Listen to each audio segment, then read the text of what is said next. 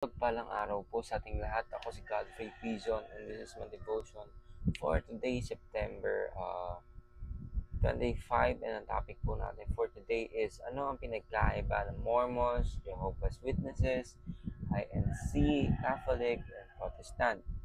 So yung concept po natin na ngayon is subordination. It is the false teachings that the Son is inferior to the Father in essence, being, or divinity. This error denies the full deity of Christ, reducing him to a lesser divine being rather than the eternal and co-equal Son of God. Scripture, however, clearly teaches that eternal quality of the Father, Son, Holy Spirit, all Christ in his incarnation willingly submitted to the Father's will in role and function. This does not mean he is lesser in being. So the Son is homoousios of the same essence with the Father, equally God, eternal, and worthy of worship. Ang ating scripture for today po is Hebrews chapter 1 verse 8. Basahin ko po. But about the Son he says, Your throne, O God, will last forever and ever. A scepter of justice will be the scepter of your kingdom. So sa Diyos po lahat ng papurihan. So marami po kasing teachings ngayon sa Jehovah's Witnesses, INC,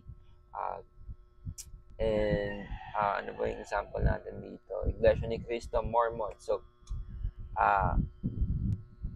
ito yung tinatawag natin yung kanilang beliefs muna. So, Jehovah's Witness, sabi po nila na Jesus is the highest creature.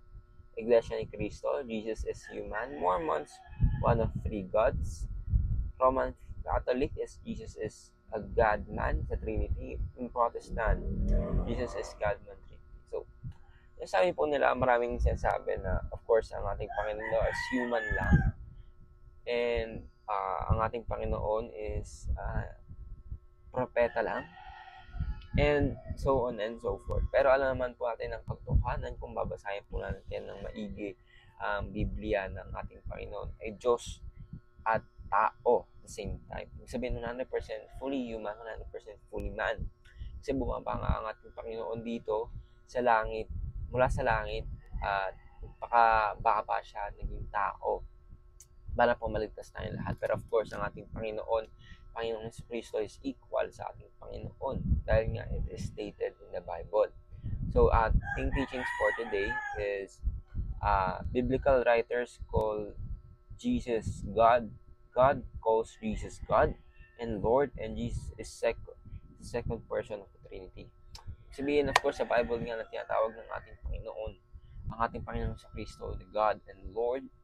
And of course, ang mga sumusulat ng Biblia, and of course, yung mga prophets, and yung mga disciples ng ating Panginoon, di ba? Lord ang tawag sa ating Panginoon sa Kristo. So, bakit pa natin ba't pa natin i-interpret ng iba kung nandun na mismo literal yung kumbaga yung lordship ng ating Panginoon sa Kristo. So, wag po tayo malilito. Of course, maniwala po tayo sa kung ano yung tama, and at kung ano po ba talaga ang ating Panginoon sa Kristo.